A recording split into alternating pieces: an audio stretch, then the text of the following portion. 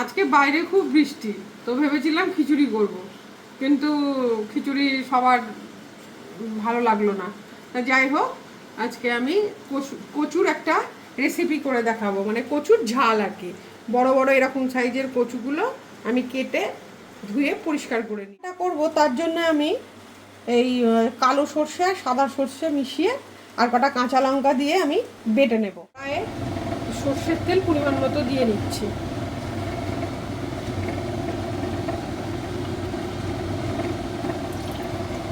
তেল গরম হয়ে গেছে, এবার কচুগুলো আমি ছেড়ে দেবো।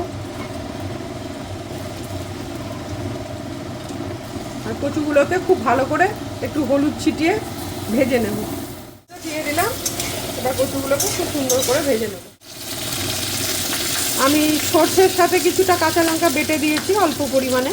আপনারা নিজেরা পরিমাণ মতো যে যেরকম ঝাল খান সেরকম দেবেন। আর কিছুটা কাঁচা লঙ্কা আমি এই যে ভাজার সময়তে একটু দিয়ে দিলাম। কচুটা বেশ লাল লাল করে আমি ভেজে নিয়েছি, খুব সুন্দরভাবে ভাজা হয়ে গেছে। এবার আমি এর ভিতরে কালো জিরে ফোড়ন দিয়ে নেব।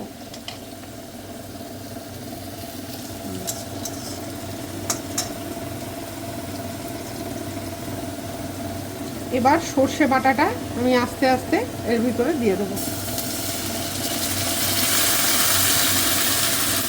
হলুদ দিয়ে নিলাম, এবার আমি নুন দিয়ে নিলাম এর ভিতরে।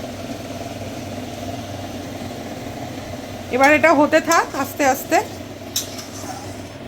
গা মাখা মাখা হয়ে গেছে কচুগুলো সুন্দরভাবে।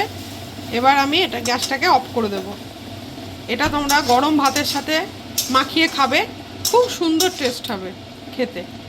এই দেখো কি সুন্দর কচুগুলো গলেও গেছে, খুব সুন্দর।